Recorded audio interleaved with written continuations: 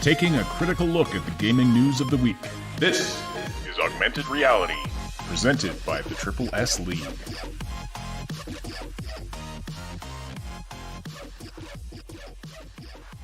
Hey everybody, welcome to the Augmented Reality podcast for January 23rd, 2021. This is the Saturday edition of the show.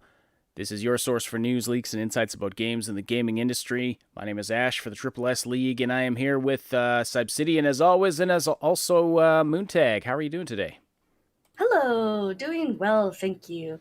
It's lovely to see so many of you joining us for the live stream. Please do say hello in the chat. Send us your questions and comments too. We'll read and respond to as many as we can throughout the podcast. And as we get going, don't forget to slam that like button. It likes it rough. And it tells us and YouTube that you appreciate this content. For those listening after the fact on one of the audio-only platforms, we're glad to have you join us and grateful for your likes and follows there too. To get the latest info sooner, be sure to hit the link in the description below to subscribe to the Triple S League YouTube channel. Mm-hmm. And Moon, you also made the thumbnail for today's show. Yes! I have taken over thumbnail duties, so you get to see my lovely mug. And you decided to put yourself on it. Yeah. Yes, because, how could I not? Do you see this gorgeous, gorgeous figure we have in the center of the thumbnail? Who wouldn't want to go, hi? Uh-huh. And then, so you have aspirations to become the undead, walking forever, thirsty, hunting the blood of mortals? I want to get to know this coven of vampire ladies here. All right. Well, They're so cool looking. They are, and we're going to be talking about that a little bit today. We have so many topics to talk about today, which is always fun when there's lots to talk about. So I'm not even going to list them off at the beginning because there's just too much. You can see some of them in the title for today, and we've got a few others to talk about as well. So lots of stuff that you, our audience and our Triple S Legion, have put in the content requests channel on our Discord server, which you should check out as well. Saucemaster says, hey guys, listening at 2 times speed to catch up. Well, you're not going to be doing that for very long because we've been going for only a couple of minutes now. Lady Reaver wants to know, where are the giant sexy vampire dudes? I don't know. You'll have to ask Capcom. Did I get that right? Capcom. Islington Girl says, I'm with Lady Reaver. Yes, you ladies do get gypped in gaming. I'm not going to lie. Mm-hmm. There are. Well, I mean, unless they, appreciate the coin. All right, fine. You straight ladies get gypped in gaming. Let's put it that way. Maybe they're in Castlevania. Yes, indeed. Yes, indeed. Did anyone watch the Netflix anime Castlevania show that came out a couple of years ago? That was just. I watched one episode and I could not do anymore. Ash is clearly suffering from some kind of brain fever. I apologize. I'm sorry. There was a scene where these guys were talking for one of the most popular things on Netflix right now, and there's several seasons of it. That's fine and dandy, and for those who missed out on the fucking train here, so those who like that show, that's fine. I just when there was 3 minutes of 2 guys talking about people having sex with goats, I was like, okay, this show's not for me. Anyway, show that is for me, that I'm really enjoying. And I caught the first 3 episodes yesterday. WandaVision, first TV show from the Marvel Cinematic Universe that is out on Disney Plus, and I have got to bring up the image here. Okay, so this show is delightful, and if you're not familiar with it at all, you're probably wondering, why are the people on the screen all black and white and looking like they're in a 60s sitcom? Well, that's because that's what the show is for the first couple episodes. And the entire premise of it is kind of to make you ask, what the hell is going on here? Because it is Wanda with her magic powers and Vision with his powers and things as a married sitcom couple that just moved into a neighborhood. And it's like a Bewitched type situation. It's or one of those other shows, it's like Sabrina or something, where they trying to keep their weirdness hidden from all of their kooky, quirky neighbors. So, and the entire premise of the show is to make you ask what the hell is going on, and but it is a delight. They captured first of all, as a sort of 50s to 60s era sitcom, they nailed it. The performances, the writing, the jokes, the humor, all of the nuances, the old-timey sexism. It's all there. It's all there, and it's hilarious. And I'm actually I've got to say that I don't know if you know this.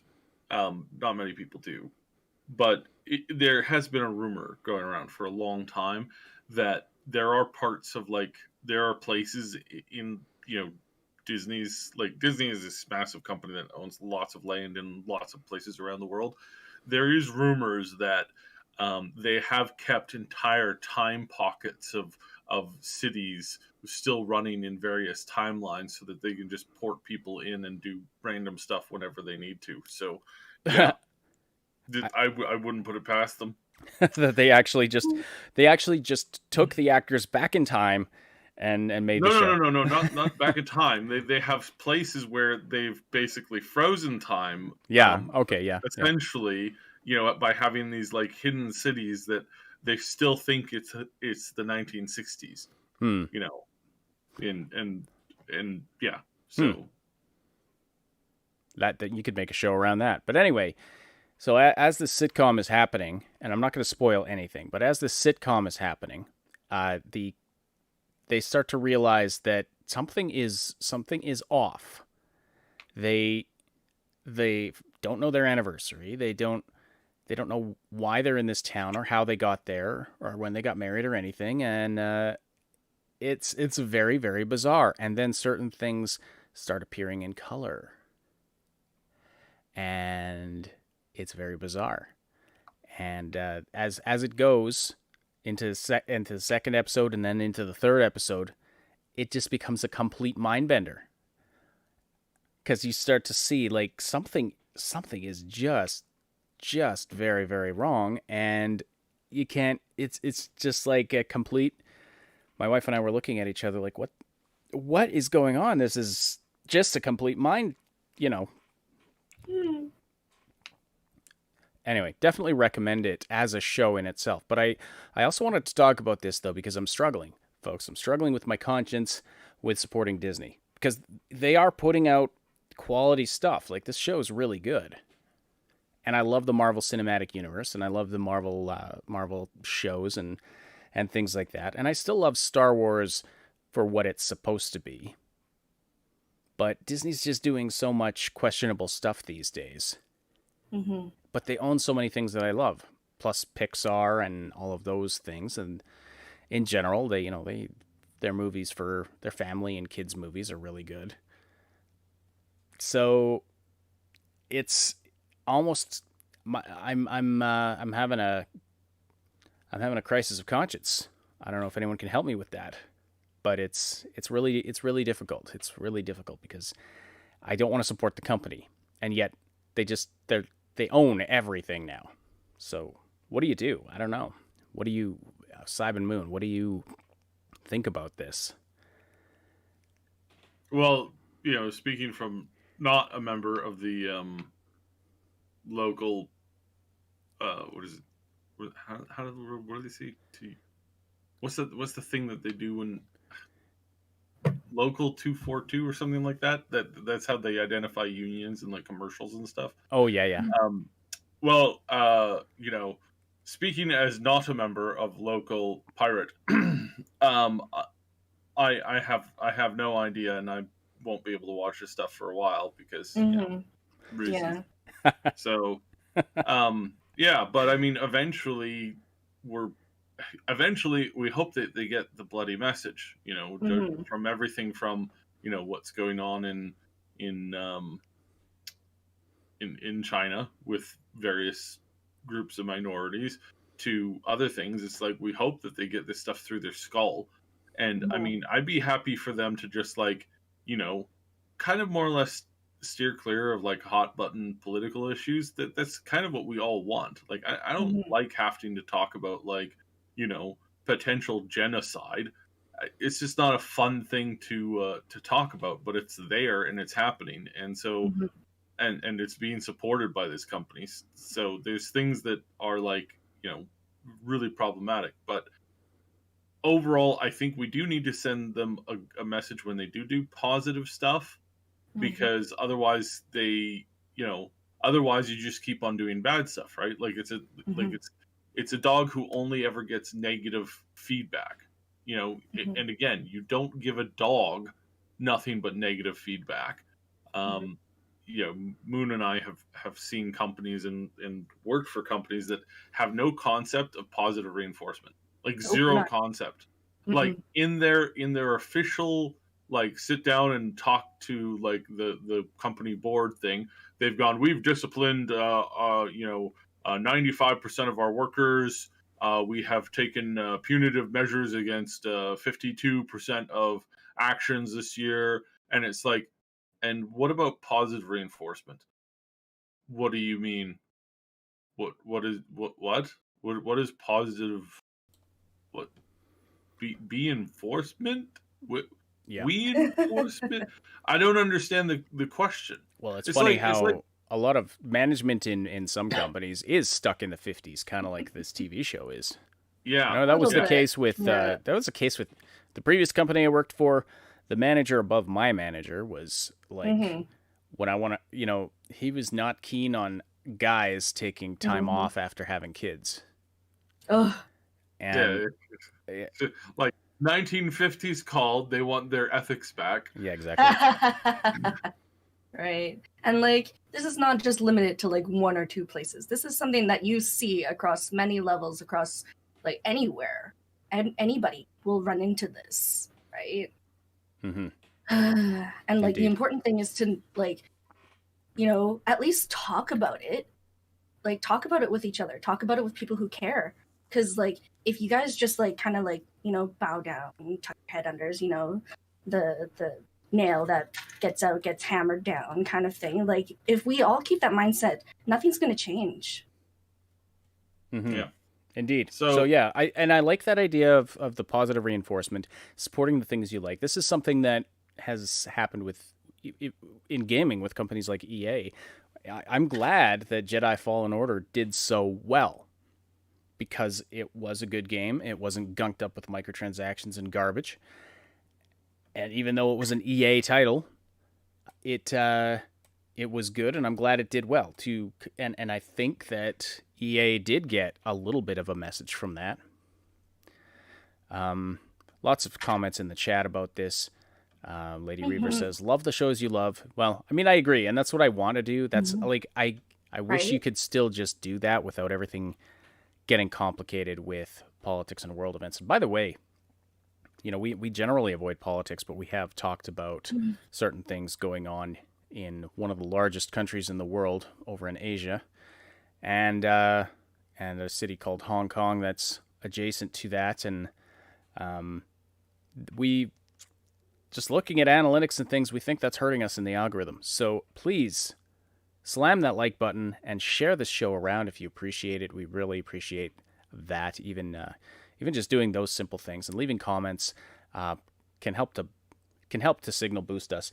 If you appreciate this show, we'd really appreciate that, because we're not going to shut our mouths about things like that if gaming I companies mean, are. nobody wants to talk about like generalized politics, but like Yeah, like, we're genocide not going to is one of talk those about. things that I figure we should probably mention every once in a while. I mean, everybody should. Again, it's it's one of those things where it's like it's really obvious that it's bad. So, Mhm. Well, you and know, then yeah, it's like, why after the fact, it's like, well, why didn't people speak up about who did that thing in Germany in the 30s and 40s? Well, we don't want to be those people. We don't want to be those people that were like, yeah, we could have spoken up about it but didn't, for something Mhm. that is brazen violations of human rights and things like that. Like, we're not going to comment about the U.S. elections, but yeah, there are things that Conversation It's helps. also kind of a gong show. Well, yeah. But it's also not very. It's like, I mean, there's lots of people who talk about that already, so we don't need to. But just to kind of like continue on with this Disney oddity stuff, we do have to mention something odd happened recently. Again, this is kind of like nuanced stuff. But Gina Carano,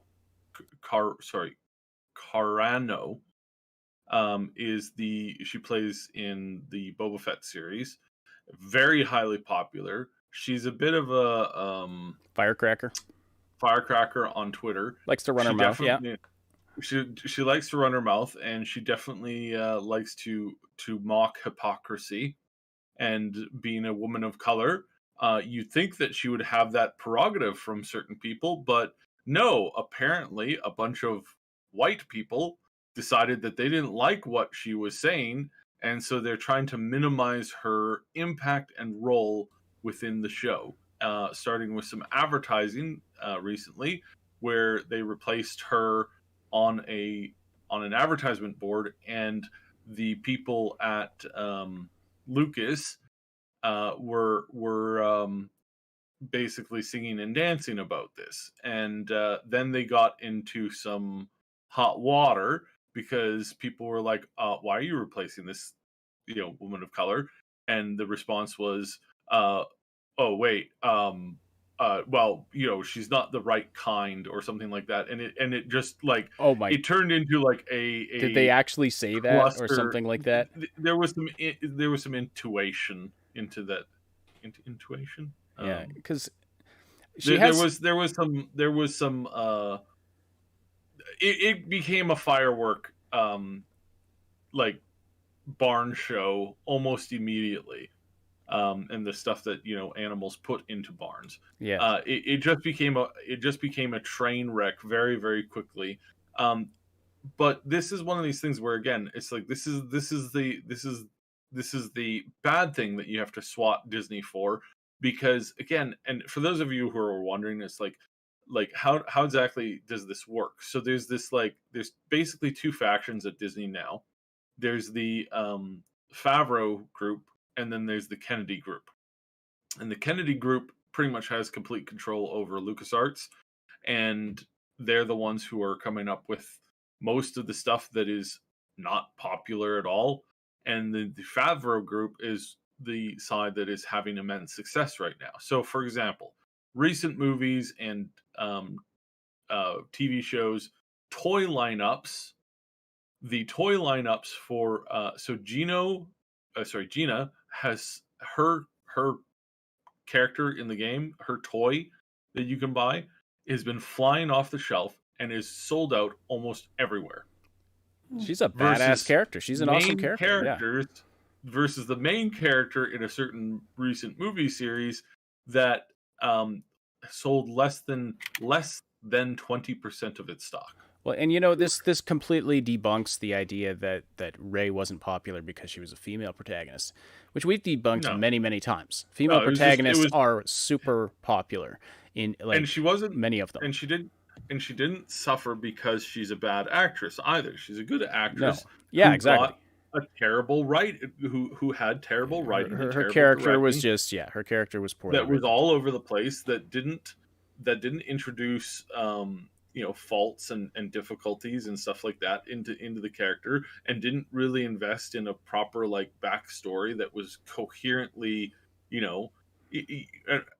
when you have a character that story is coherent, that means that you can explain it without much confusion. Spoiler alert for the very first couple of Star Wars movies. When I describe Luke Skywalker in the original trilogy, I explain Luke like this way. He's this kind of kid who's a bit of an orphan, and he's growing up, under the tutelage of his uncle. And things aren't terrible, but they're also not great. And, he finds out, from this old Uncle Ben guy that actually he's the son of this really great warrior that helped save the galaxy many years ago. but he was murdered by this evil guy called Darth Vader. And then he ends up fighting with Darth Vader a couple of times, and then Darth Vader turns out he's actually his father, and it wasn't that he was killed, it was that he basically became this different person. It's like, that's a easily like fit in 30-40 seconds of like, who is this character? And You it's can't pretty. do that with It's Ray. a pretty compelling story. No, who is Ray? Ray is really confusing. Random It doesn't kid really who random kid who grew up on desert planet and somehow knows how to fix and build everything and use a lightsaber after holding it for 5 minutes and fight with Kylo Ren, and yeah. There's no struggle.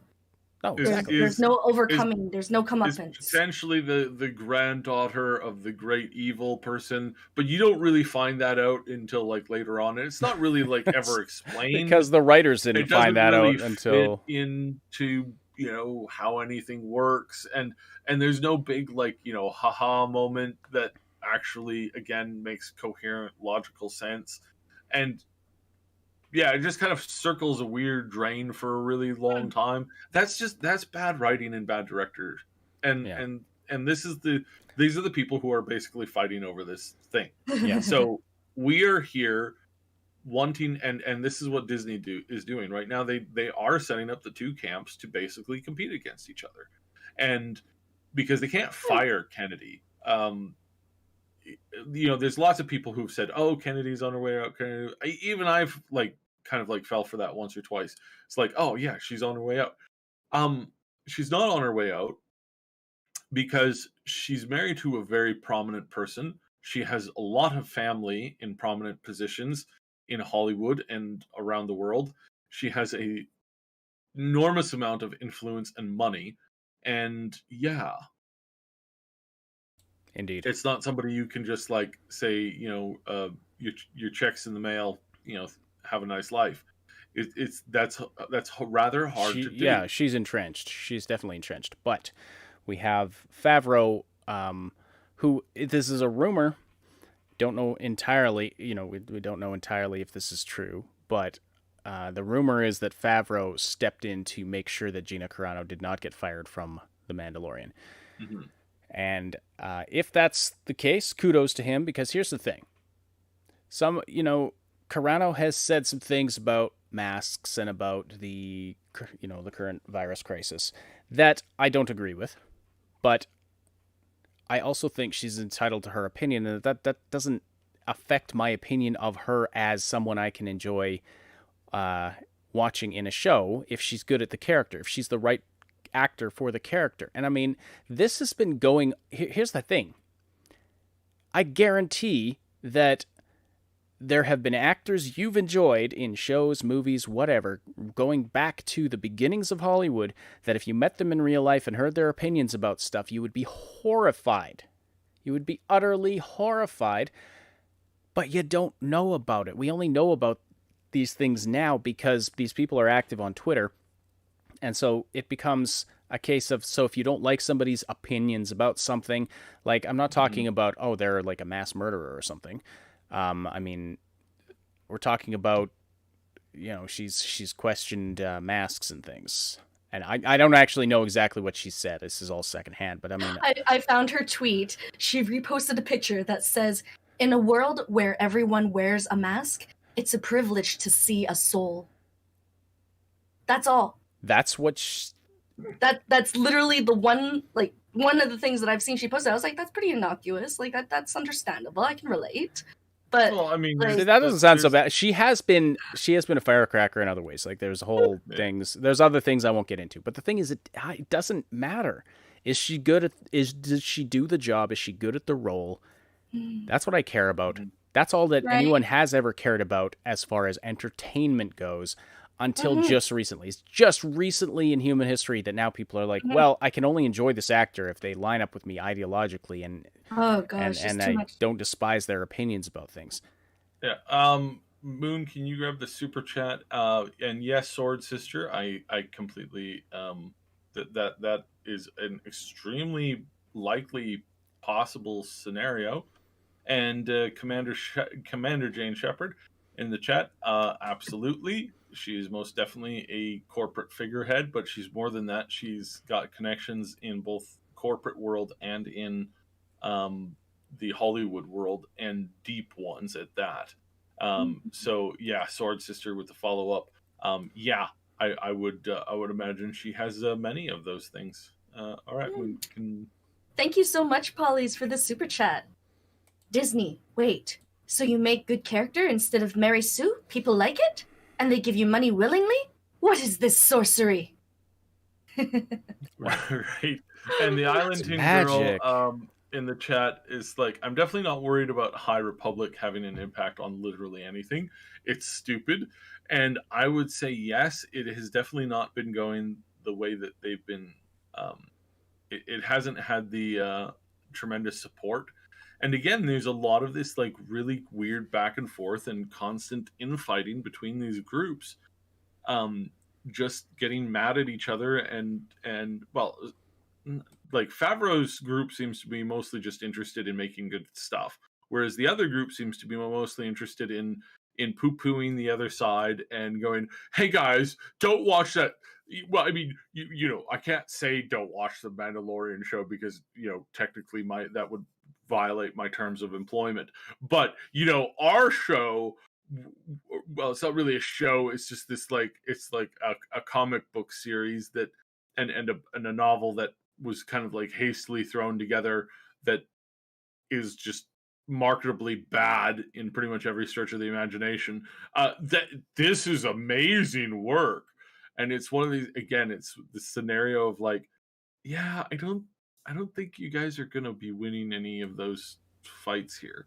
But it is this like, it's like a small yippy dog who's making a lot of noise, who's not actually a danger to you at this point, but they are going for people. Mm-hmm. You know, they are taking incredible joy from the possibility that Gina might, you know, be having, you know, might be getting fired or something like that. They swoon at that possibility, and this is where we have to be very, very careful because, well, I mean, just generally, it's like when you've got somebody this committed to insanity and stupidity, that it's probably going to be yeah, it's probably going to keep happening. All right. Thank you, Max, for the super chat. He says, step on me, vampire lady. Heart. Oh, and thank you, Eilington girl. Steps on Matt. Max, yeah. Max, yeah. Thank you guys so much. That's funny. So Eilington girl, Eilington girl's a vampire confirmed. Yeah. Good to know. Good to know. Heart's on fire. All right. Well, that's a good sort of transition into talking about Resident Evil 8. Request for the 60 vampire ladies. Yeah. I'll give a shout out to Max's channel. I've been doing some guest spots over there for a podcast that he's been trying out. We talked about this issue over there, so if you can check that out over there. I'm going to open the discussion on Capcom Resident Evil 8 by stating a few things. First of all, I think that the last couple of Resident Evil games have been pretty darn good. I think the remake they did of 2 was fantastic.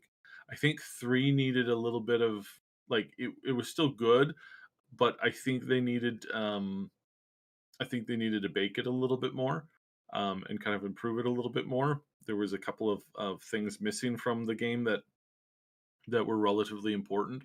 I think I think at the time when it came out, I talked about it, and that there is a difficulty when doing remakes, that it's hard to include absolutely everything from the original, just due to the amount of, like, sometimes the amount of extra work that's involved, because some things in old gameplay seem quite easy, but in new gameplay, trying to make a remake, you do run into issues.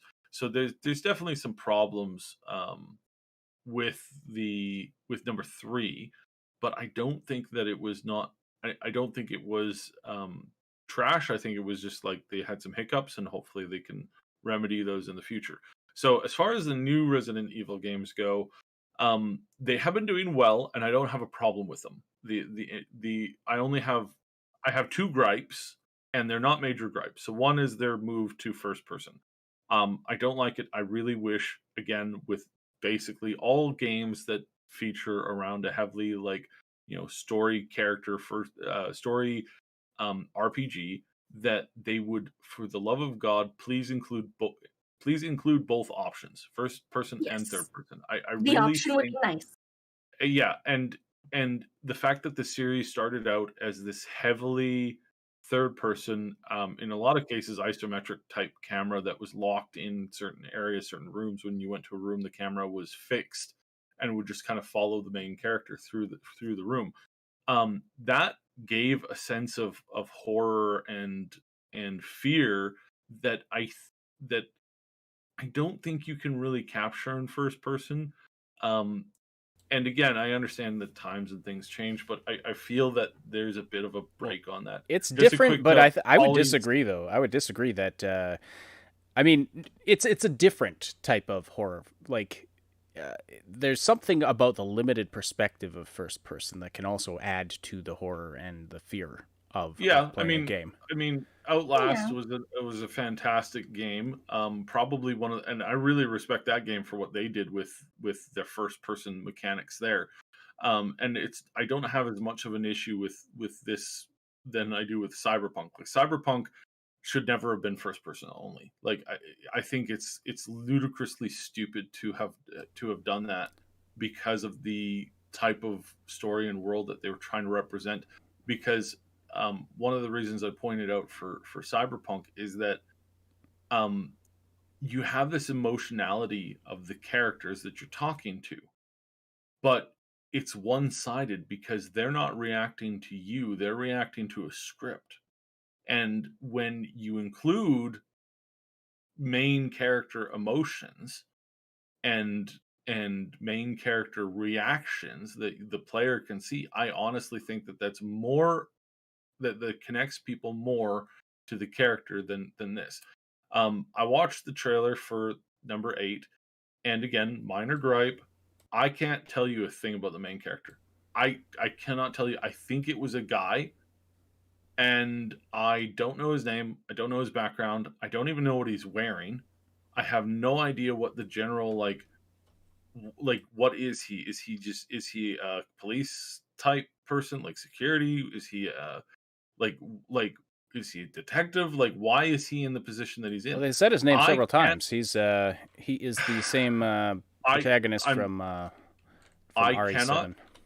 yeah, I cannot remember the main character from 7 either, after having watched pretty much the entire game on YouTube. Sped up and doing cuts and stuff here because of first person issues. But I can't tell you about those characters. I can still describe what Chris, Claire, um, what the main characters of the first couple of games, even the secondary characters in some of the spin-off games. I can describe it like exactly how Jill looks when she starts out on her thing. I can describe these things because I was connected to the character. I don't feel the Mhm. same connection to the character when I see it through first person. And I feel that role play games that do this, that don't incorporate a lot of um cinematic stuff, I don't think that this is helping that cause. I don't know. That's just me. Let me know your opinion. Hmm. Polly's again with the super chats. Thank you so much. I mean, you want to get it? Oh, yes. Yes. Death by Snoo Snoo in the village for the win. So Indeed. that's the premise of this new game, is that you're fighting vampires and other things. It again, I don't have a problem with the general story and script. I do have one other issue in this other issue. Like, I want everybody's opinion on this because this is a big one. Do you feel that the games that we're having now with the modern with the new Resident Evil games, do they actually fit in with the old games, considering that they're in the same universe, not separated by time? They're actually just like they're concurrent. Hmm. So, Chris and Claire and all these other people, they're running around in this same world at the same time. Do you find that jarring at all, since there's this, it appears to be this more move to more like magical type enemies. Now in the previous games, it was discovered there was more mostly hallucinations and that kind of stuff. Um, and in this game, I mean, they're really pushing it with the hallucinations this time, like vampires turning into a swarm of bats that fly out from one building and land in another building. Like, I again, how much hallucinations can play into this? I don't know. Like, how much can you keep going back to it? It appears as if they do have magic. They attack you with floaty red beams of things, and it just, for me, Maybe it's lasers. I like, I don't know. so for me personally, having been a big fan of the original games, played through all of them, know the lore of pretty much the first three games like the back of my hand. I again, I don't have a problem with what they're doing. I feel as if these should be a spin-off series that's potentially like disconnected from the main, like, Resident Evil zombie type thing. Because in the original, in the original game, it was more of a biological phenomenon. It was a science, biohazard or a scientific thing gone wrong, it was rather a science gone mad kind of thing. and now Yeah. it's more I supernatural. feel that we're I Supernatural, feel yeah. that we're stepping further and further and further away from that, and more into the realms of like a horror type, like Silent Hill type thing, which I don't think that to me, that's not a science thing. That's like a spiritual slash like Very. metaphysical, magical type thing that Mhm. that is really bizarre. And those are great. Like, I mean, even Mhm. that Supernatural's movie, great. the Yeah. Silent Hill movie was actually really probably one of the best like movie adaptations of a video game ever. Hey, Gotta really give it to them that they did a good job on that. Like, it's horrifying, and it's a good thing. But I don't like. What are your guys' thoughts? Do you think that Resident Evil, the Umbrella Agency and corporation and science gone mad, do you think that fits with where they are right now with the whole where they're going right now? Do you think it fits in? Do you think we're going to ever get back to big giant corporations doing evil to the residential people, the middle class, the lower class that's in society? That's kind of what the original story was geared for, but now we're kind of getting this like very disconnected, bizarre experiences, which again, they're decent games. I don't have any problem with them existing. It's just I feel that they are more like, alternate dimensions type story, There like is a comment from Commander Jane Shepard in the live chat.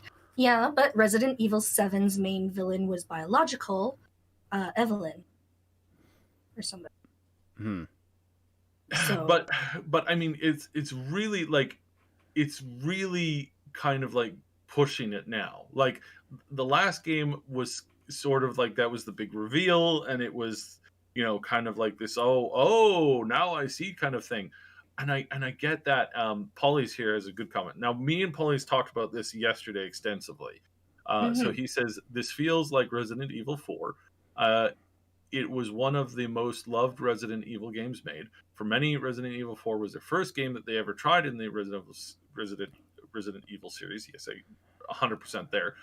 So for these players, Resident Evil 8 will be what they want, myself included. So, and he was a very big fan of where they've been going. And again, I think like, I think that Resident Evil 7 was a very good game. I couldn't enjoy it because of first person issues, but I think it was a fine game, and it helped to really reinvigorate the series as a whole, I felt. And the movies, talk about a bad, we just talked about one of the greatest movie adaptations. I think the first one was kind of okay, but it's been getting progressively worse. Like, it's like completely out to lunch in the more recent movies, like, and it's kind of a mess in that regard. So obviously, it's like, you also don't want the umbrella organization. You don't want them to become Team Rocket, right? You don't want them to you show up continually, and it's like, aha, more zombies and giant monsters. Oh, you stars police force, you foiled my plans yet again. Yeah. Well, catch me next time. Like, you don't want them to become a Saturday morning cartoon. So I'm just curious. Let me know in the comments in the chat what you feel about this. Moon. Again, I don't dislike where they're going, but yeah, what are your guys' thoughts? Moon, have you been a fan of the Resident Evil series? Actually, I was trying to think. The very first one I tried, I'm pretty sure it was actually Resident Evil 5. I remember it was like kind of in a deserty environment, and I freaked out because they were running at me way faster than I expected zombies to, and I ran to the top of some kind of water tower or like in the middle of a square tower, and I freaked out, and I actually couldn't play the game because it was too stressful at the time. I wasn't used to it. Fair enough. Now this makes me feel really old that your first experience with the Resident Evil series was number 5. Oh Lord, I feel so old. Well, my first was 7, but I didn't have I wasn't really. I'm pretty sure I just wasn't really into the I just didn't experience the series early on. Hold on. Didn't you come over to my place and play Nemesis? I'm pretty sure you played Nemesis.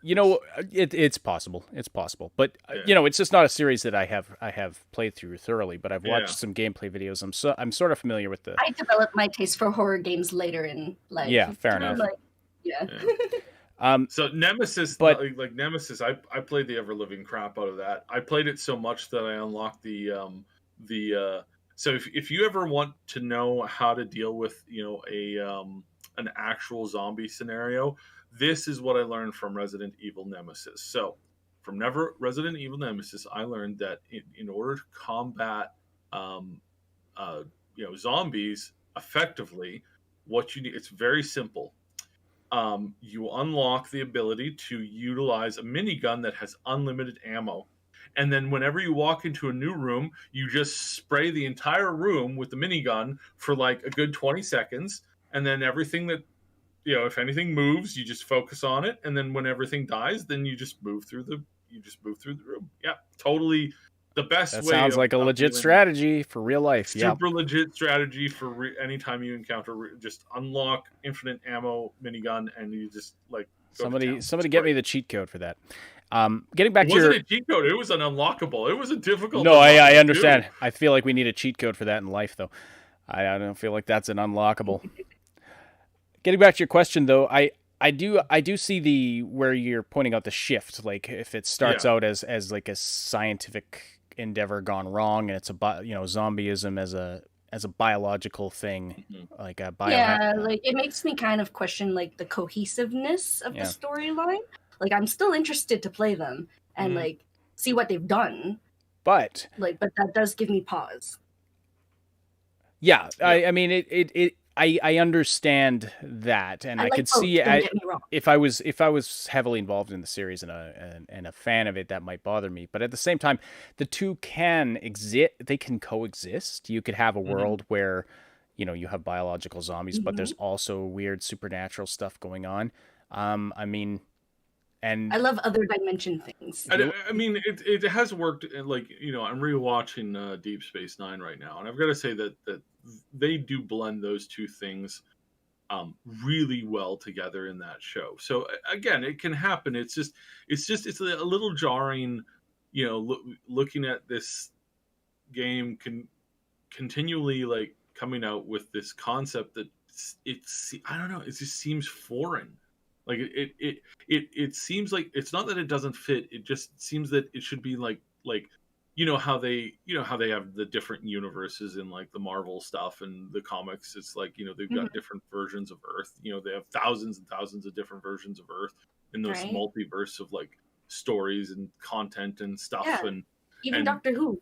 Yeah, and that's really kind of I feel that that's what they should be doing here, but then again, I might just be crazy, right? So, it's difficult to shift your. I think if you come into it later on, where both aspects of it are established, I think you're more accepting of it. Whereas if your original experience was of it was a certain thing, and then later on it shifts it. I think that depending kind how of drastic that shift is, yeah. Yeah, I think I can see where your reaction to that would be more negative. Whereas, like, if someone just enters the series now, and it's got all of these different aspects to it, they're probably just like, oh, okay, cool. Horror game, zombies, vampires, blah, blah, blah, blah, blah, blah, and, probably just don't care. Anyway, all right, we should move on to some of our other topics here. Want to do Valve? Sure, we'll do Valve in just a second, but I just want to say we love seeing everybody so active in the live chat. You are listening to the Augmented Reality podcast, and don't forget to join our Discord server if you haven't already. You can find the link in the... post food pics, Ren. I see you. There's all kinds of rooms there now where you can talk about basically anything you want. The only forbidden topics are kind of, politics, really nasty world stuff. Like we want it to be just a place for escapism and fun. There is an off-topic area if you really want to delve into that, but it's we've put it kind of off on its own, and it's separated. It's opt-in. Non-canon. It's the expanded universe of the Triple S League. Hello there, vampire lady. Can we be friends? So, in any case, off-topic, stuff. You're allowed to talk about stuff like that in off-topic, but it's kind of an opt-in. You're allowed to bring up whatever crazy stuff you want to. We don't just by having it there. I need to put in the qualification. So we do not support or condone. Every opinion that is brought up there. It's a debate channel meant to spur on debate for those who wish it, because sometimes you just need to vent. And I mean, I do this a lot, and I'm probably guilty of doing it a little too much. Sometimes you just, like, especially with everything that's been going on, sometimes you feel like you just need to vent and, talk about things that are frustrating to you and get them off your chest so that you can continue to have a nice day. And it's something that is like, it's not healthy to not vent about your frustrations. It really is not a healthy thing to do. So in those cases, it's like, that's what it's there for. Because somebody was asking, like, what is that? What purpose does it actually serve? The purpose it serves is to give people a chance to de-stress and detoxify themselves, and science has proven that the best way to do that, the best way to, kind of dump off this kind of stuff, is to basically just talk about it. Yeah, well, it's like a pressure valve. And so we've discussed with the community, like, should we get rid of it?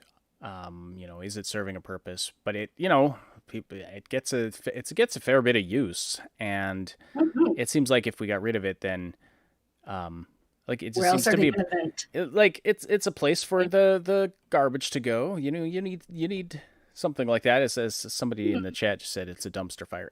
I just don't look at it. And if anyone who's anyone who's on the server, if you just don't want to see the off-topic area, just ask me. I'll make it disappear for you. No problem. All right. Okay, so we're going to talk about Valve, but very, very quickly, we're going to touch on Cyberpunk 2077 first. Patch 1.1 is out. It's apparently fixed a bunch of things and made stability improvements. I played a little bit yesterday, and I think it might have improved my performance. I didn't notice some of the random frame drops that I was getting before, so now that just could be the area of the world I was in, or it might just be, I don't know if it's the patch that fixed that or not. But anyway, that's out if you're curious. Plus, there was an interesting story this week about how, so CD Projekt Red basically offered blanket refunds to everybody, including everybody who got physical copies who wanted to refund the game. And they have been busily refunding the game, but people who have physical copies of the game, whether it's collector's editions or just ordinary editions, they've been getting their refunds, but there's been no request to actually ship the game back and so people are essentially getting Or refunds. requirement, yeah. Yeah, to now So again, they while have hanging not, on to the game. Now, yeah, yeah. they did CDPR. Of course, they did specify like you're going to have to send the game back to us, but there's been no indication of how people are going to do that, or when, or if CDPR is even going to enforce that at some point. So it's a very interesting situation.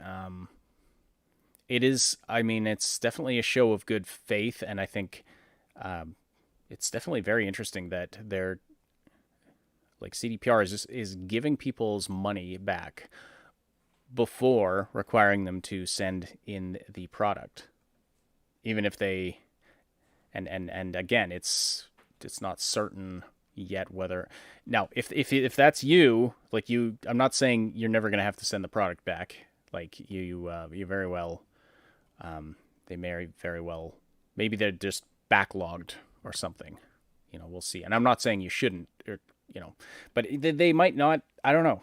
I don't know what's going to happen. All I know right now is that people are getting these refunds without actually having shipped the game back. I know that doesn't work with places like Amazon. I'm pretty sure you have to send it back. Like they actually have to receive the product back before they process your refund. Yeah. So there's no official word on this, because again, you don't want to necessarily encourage this type of thing, because it is kind of abusive on one sense. But again, it's kind of one of those things where it's like if you're really adamant about this, I mean, you go ahead, right? It's your prerogative. But yeah, it's interesting to note what has been going on here. So past this, let's break. So let's see what Gabe has to say about Cyberpunk. So he went on the record saying that that on PC they have a lot of very happy users, and he is praising the quote tremendous amount of work unquote that CDPR put into the project.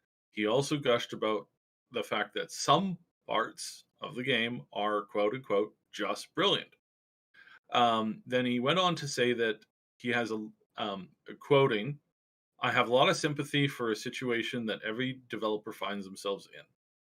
All I know is that there are a lot of very happy gamers on the PC space, which are the ones that are most visible to us." At Valve, yeah, Everybody knows if you're in a business, expectations are high, and if you do it well, people are going to let you know. And if you fail to meet those expectations, they're going to let you know that as well. That let you know that's part of why it's a fun industry. End quote. Sorry, I added I added something to that. But yes, that's so they're going to let you know that's part of why it's a fun industry. So that's him. That's his official stance on it. Is that it's seems to be doing well for the most part in the perspectives of why. So I've got to say, so from my perspective, I agree with him for the most part. There's a lot of issues. The game clearly needed to be baked more, and I was having a discussion with Bean and a couple others in the chat yesterday, and I'm starting to more favor the concept of this for a long time I was very much against these like buy to in betas, that I didn't like them and I didn't feel that they were a good idea. But I've got to say that looking at the way that Larian Studio does theirs, I think that if they had adopted a limited, buy-in of people to come in and start testing the game from earlier parts on, that they would have avoided a lot of the mistakes that they ended up making. And I don't know, is that where we need to go going forward? I don't know. We'll see. But now to actually talk about what Gabe was shown up to talk about. So good news, everybody.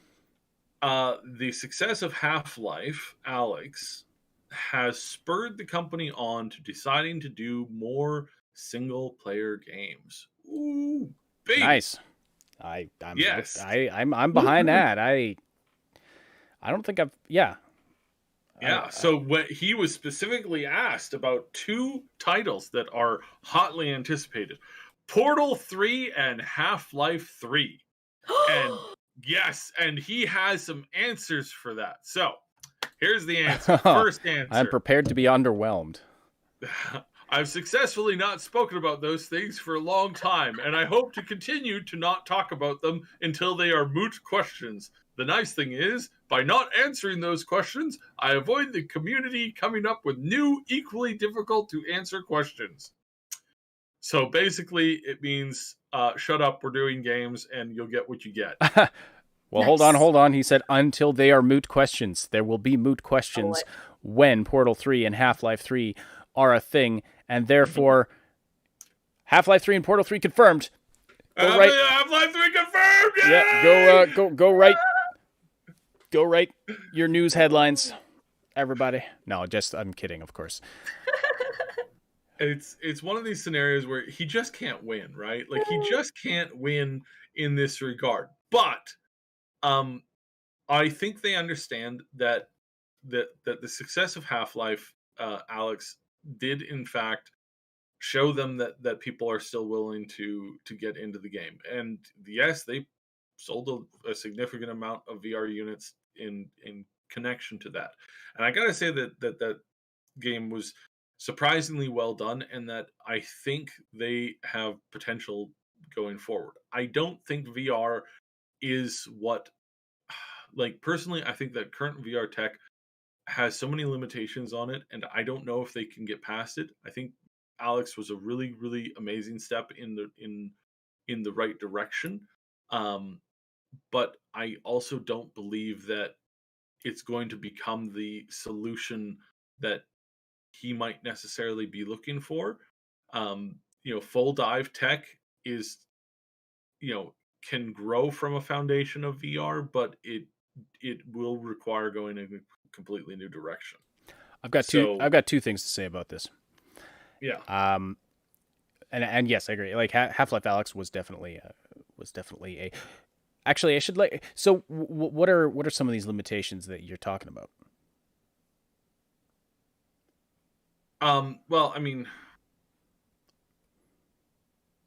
it would probably take like a whole episode. Yeah. Okay. Well, never mind then. So I think what. So let's keep this in regards to, is Valve going to be making more single player games? And I think the answer to that is yes. I think that they have realized that. I think they lit a fire under themselves. I think they rekindled a passion in their hearts to, chase after creating an awesome narrative. And I think that they'll be working on that in some perspective in the future. And I think that I don't know why they wouldn't do a Portal 3. Just because the puzzles and the concepts are quite entertaining. And if they do a Portal 3, I will do a walkthrough of that entire game, and if it's a Portal 3 VR, I'll get a VR system, and I'll do a Let's Play with. I'll set up an area in my basement with the webcam on, and you guys can watch me screaming and freaking out while I'm falling through portals and stuff like that. It'll be a lot of fun. So that was the first thing I wanted to say. The second thing is I don't think there will be a Half-Life 3. They'll make another Half-Life game that continues the story, and they'll call it Half-Life 4. Just because. That's what they'll do. Because I think there's just so much, I'm only half joking, because I think there's so much pressure attached to that Half-Life 3 name now, that I think just psychologically, any game called Half-Life 3, they'd release it, and I think it would be, there would be a lot of anxiety for them working on it. Plus, when it released, the expectations would be so high. Maybe they'll just release another like Half-Life with a subtitle like Half-Life Alyx, or maybe they'll just jump right to Half-Life 4, and then Half-Life Alyx will be like the unofficial Half-Life 3 or something. It would be so funny if they came up with a Half-Life 4 and just skipped 3 entirely, and just like it was never brought back. Yeah. Oh my god, that would be Just the so ghost hilarious. games. It would be so hilarious. Oh my god. Half-Life Pi. I like that, Lady Reaver. Yeah. Mhm. So, Half-Life so, Pi. It's not so Half-Life funny. 3. I would love a Portal 3 too, time being. Mhm. Yeah. And I mean, they did something great with Portal 2. They had, like, they made a level maker and all of that stuff. The community is still out there building Portal 2 puzzles that you could play endlessly. But I think, like, eventually it gets to the point where you need more story, and you need some new mechanics, things like that. And I think like that is a title that VR would really add something to, without it just feeling like a gimmick. So I have a I do have so I was talking yesterday with some people. It's like one of the things I have in my book is that I do have a nod to the Portal series in my book, because there's a lot of parts in the book that are based off of that I really have based off of like video games, my favorite video games. So there's a lot of like mini nods. There's a lot of mechanics and things within the world. It's a very gamified story. So I'm looking forward to getting that out for you folks to read properly and fully edited. So yeah, I think this is just generally this is good news. I think Gabe knows what he's doing. I hope he's taking care of his health.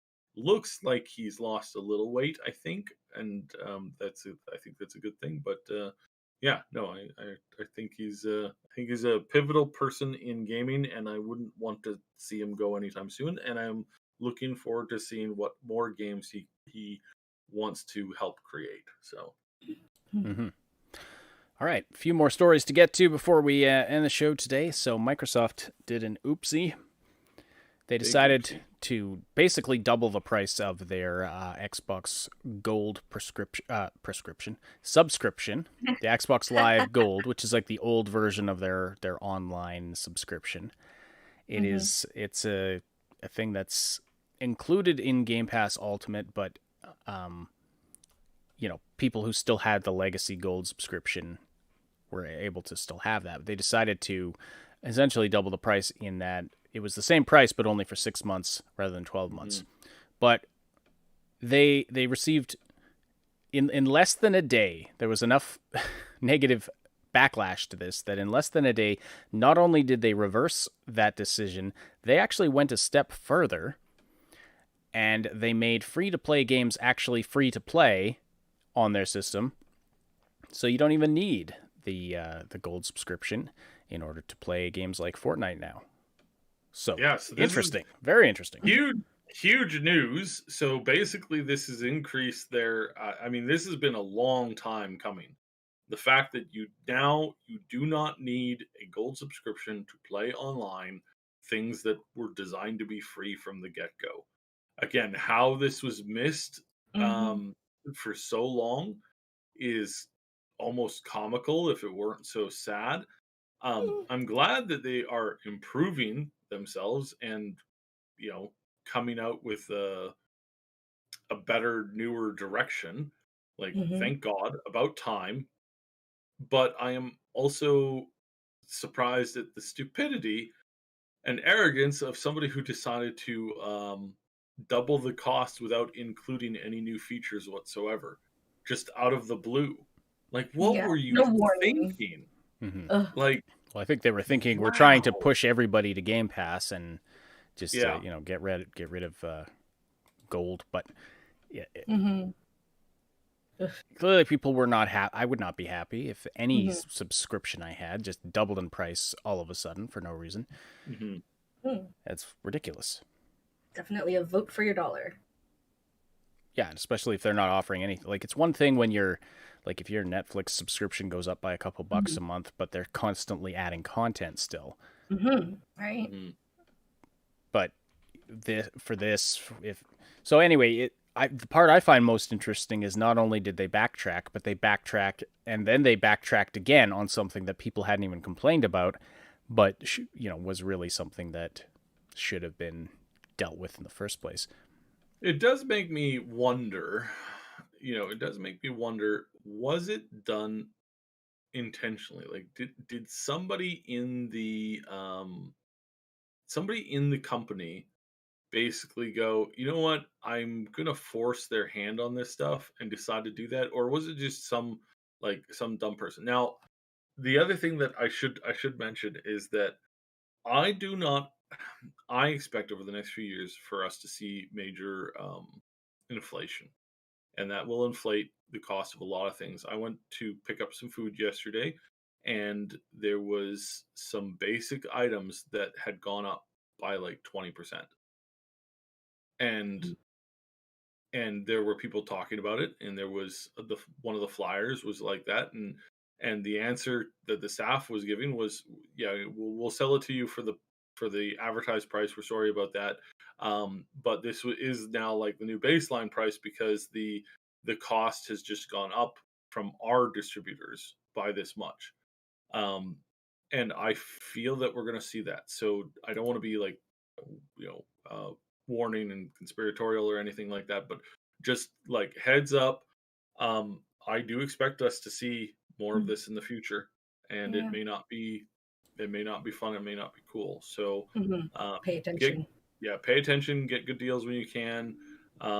If you want to track this stuff in live time, just go to Amazon is probably one of the better places to go to. Create a shopping list of just everyday normal items, special items, a couple other things like that, and then just sit on it. Like, have that list and then just come back and look at it in a couple months, and you'll see what the price fluctuations are doing. So again, I don't want to sit on that, but perhaps it was that this was something that they were looking to do in the future to combat the rising costs of a bunch of stuff, because there is a rising cost of power and electricity, and tech and data storage and all that kind of stuff. It is going up, and I suspect that at some point we will see this be kind of a surprise, which is always surprising because storage has always gone down in price. Power and utility and the amount of what you can do with technology has always been going down because it gets better progressively. The minute that we start to see that going up is a very kind of it's a heavy barometer. So like, heads up. Although I'm not sure if it would be a global barometer because it's not really global. I mean, what I mean is that economies in general are under a lot of pressure right now from the world situation with lockdowns and things like that. So once that loosens up, things you have to account for that in your predictions anyway, is what I'm saying. All right, but on very, very interesting situation there. Plus another Microsoft story, and I wish I had a slide for this one, but I don't. But Microsoft has basically done the most Cyberpunk thing ever.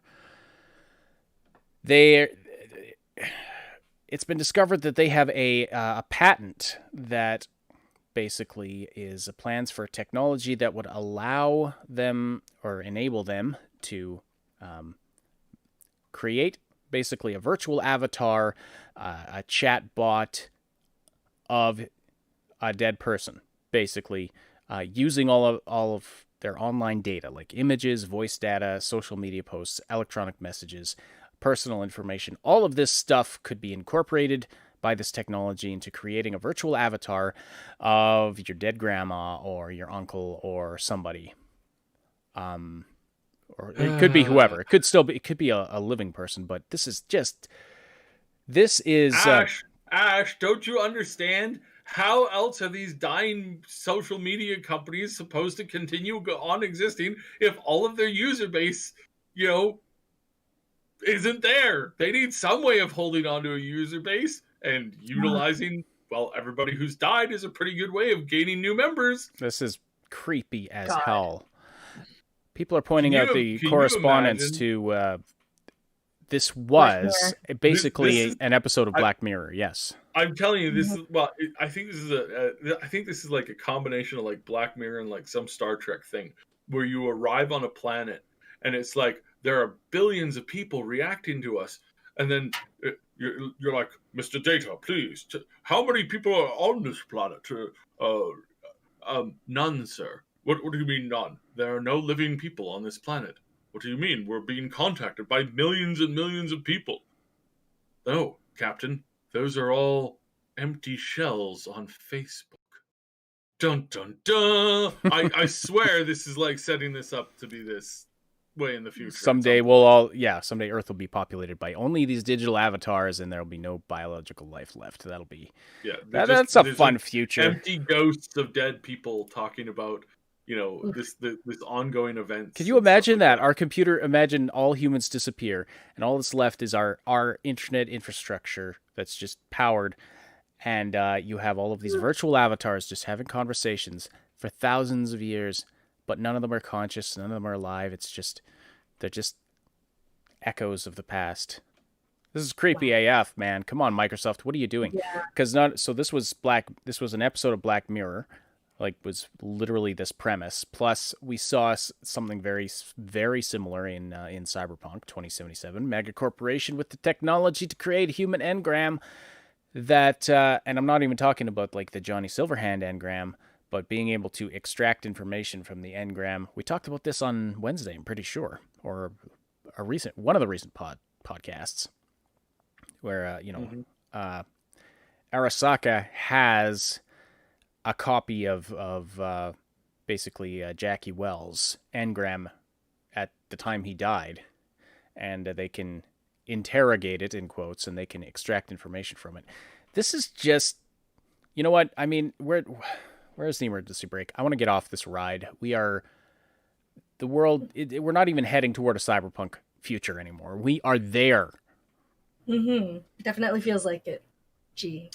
Yeah, we're definitely in the soup now, as they say. So tell us how you feel, guys. Yeah, exactly.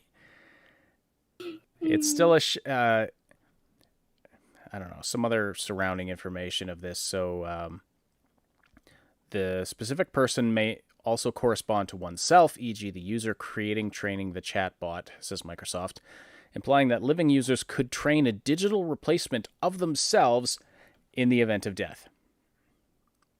In October 2020, Kanye West bought Kim Kardashian West a hologram of her late father, Robert Kardashian, to celebrate her 40th birthday, further cementing the idea of digital representations of the dead that can more authentically communicate with the living.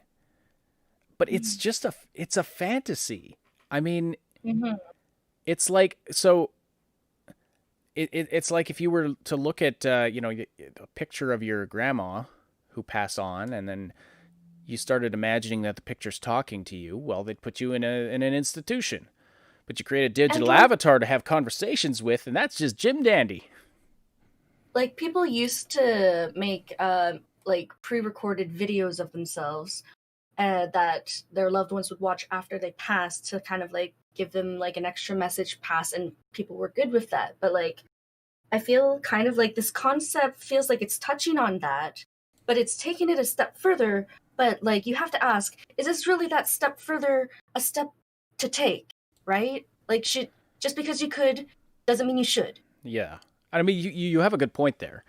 It's like if I record a message of myself that I want to give to my kids or something, that's one thing. But if it's like, if it's some megacorp taking all of the scraps of information about me that are out there on the internet and turning that into an avatar, that I'm not okay with. They're going to monetize it. Because it's not even about like closure or connection, even though they're marketing it like that. But I see just too much implication for abuse with this. Plus, I have to wonder, like, if I'm against this, if I as a person, if I'm against them using my information that way, does that even matter? Because now, because I'm dead at that point. So can they, if I wrote down like, don't you dare use my digital data in that way. Does that even matter? What are the legalities around that? Never mind the ethics of it. Oh, it's just creepy, man. This is just. This is what I talk about. Comment in the live chat. He says, some guy played against the ghost replay of his dad in a car game. He did until he could beat him, then stopped at the finish line so that the ghost wasn't deleted. That's actually really sweet. Oh my gosh, that just gives me gives me the feels. That gives me the feels. No, he wanted to keep his dad alive in the video game. That's just like, that's a sweet memory.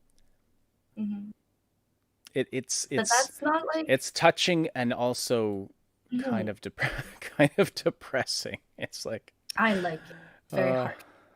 I appreciate it. Oh, I like it. It's very sweet and touching, but just to think that that's all you have left of somebody is the race. At the same time, the race they did in a video game. Yeah, but I mean that's a great way to keep the memory going, right?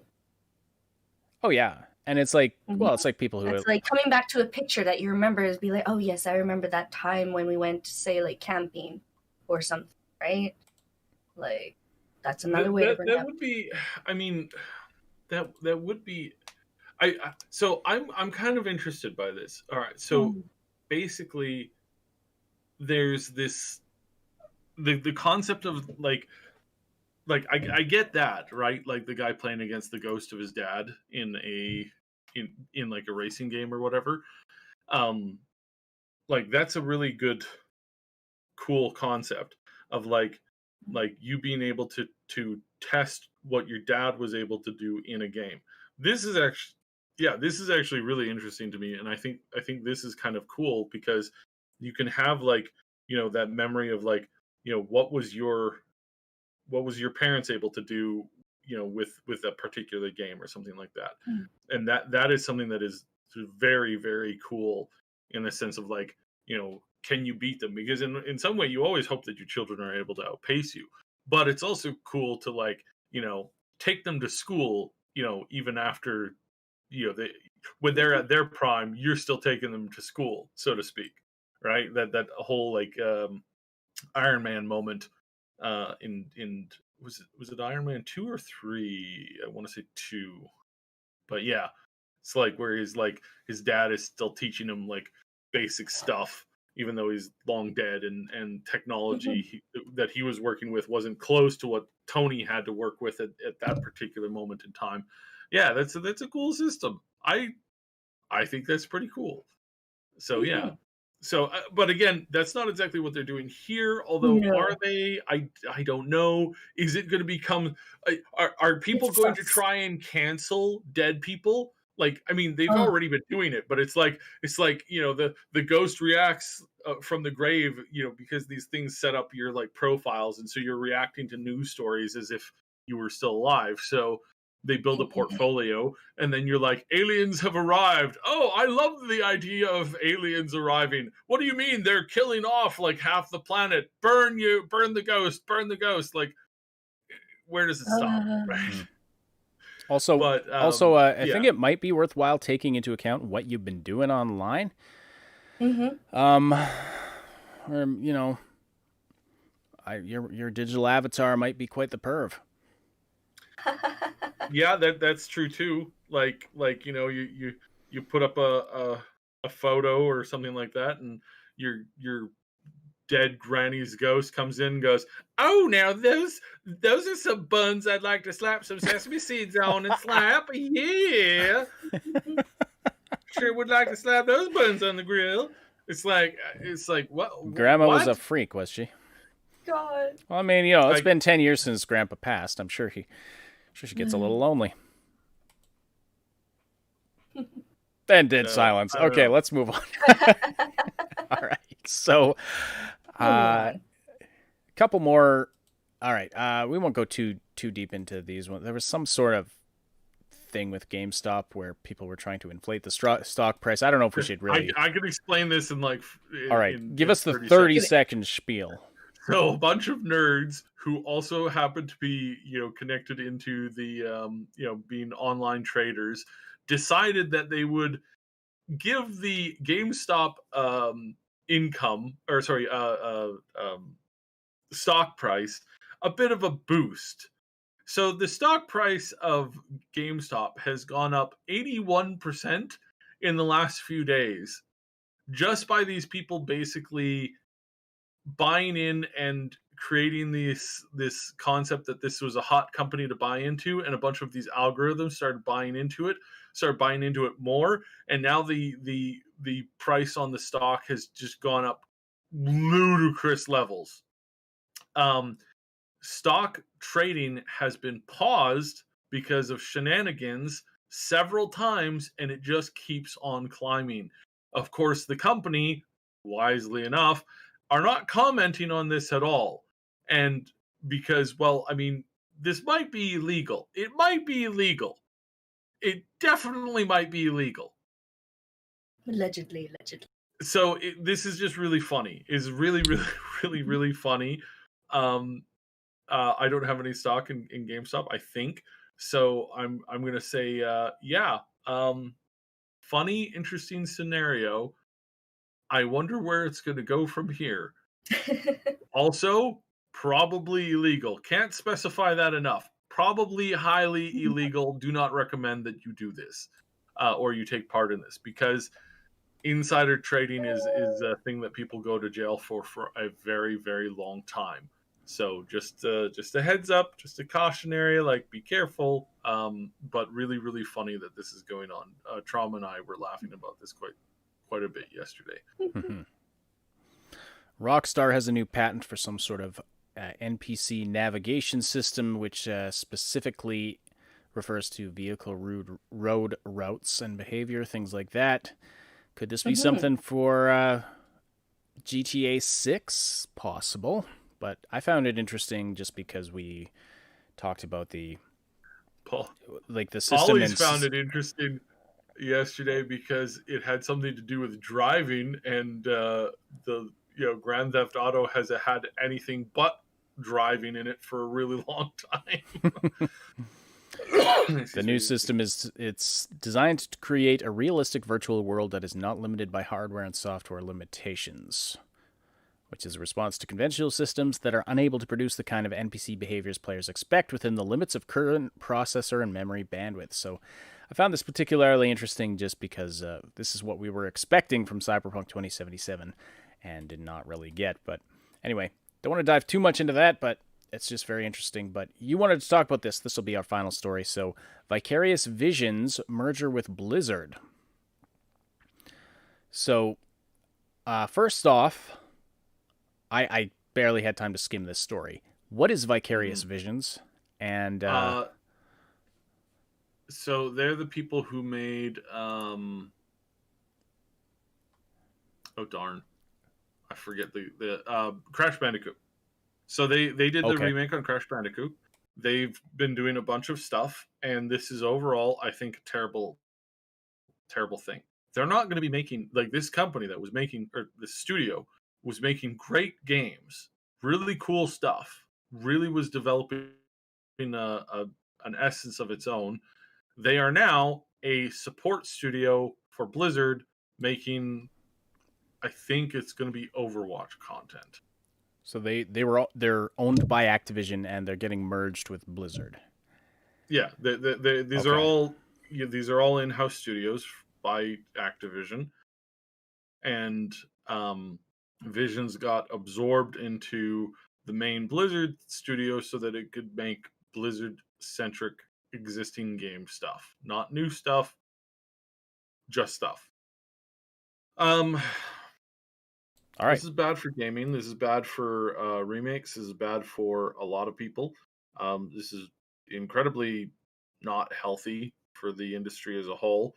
I feel sorry for these people because they went from being able to make really cool things to now they're making stuff for another studio. This also goes to show that I think, like, these games were successful. Like, these games sold and did well. I think this is a sign that things are not great at Activision, because why you would do this instead of just setting up a new support studio and hiring people for that, why you would do this, it really doesn't make sense. So this is possibly This is possibly a bad sign. And I mean, I don't know why. I don't know how anybody running Blizzard could possibly drive Activision Blizzard, how anybody could drive it into the ground, because it's, I mean, you just have to like let your people continue to make stuff and continue to print money. But as we know, when it comes to big corporations and people who tend to fail upwards, that in order to fail upwards, you have to fail on your current project. So that means taking something that is basically a golden goose, pulling it out into the middle of the foyer in the company, slicing its neck, and proceeding to throw it into a